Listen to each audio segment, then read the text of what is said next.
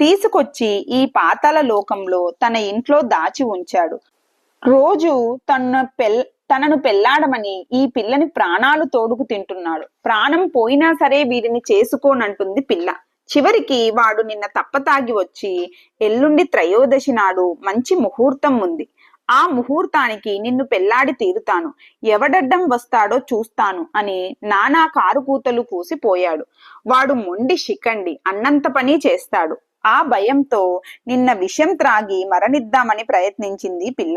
అంతలో దైవానుగ్రహం వల్ల ఆకాశ మార్గాన పోతున్న కామధేనువు సాక్షాత్కరించి, ఈమె నా ప్రయత్నం నుంచి మాన్పించి, వీడు నీకు భర్త కాడు, వీడు రేపు భూలోకంలోకి వెళ్ళినప్పుడు ఎవడు వీణ్ణి బాణంతో కొడతాడో వాడే నీకు భర్త అవుతాడు, అతడు మహోత్తముడు, ఆ శుభ సమయం దగ్గరకొచ్చింది కనుక ఇక భయపడకు అని ఓదార్చిపోయింది.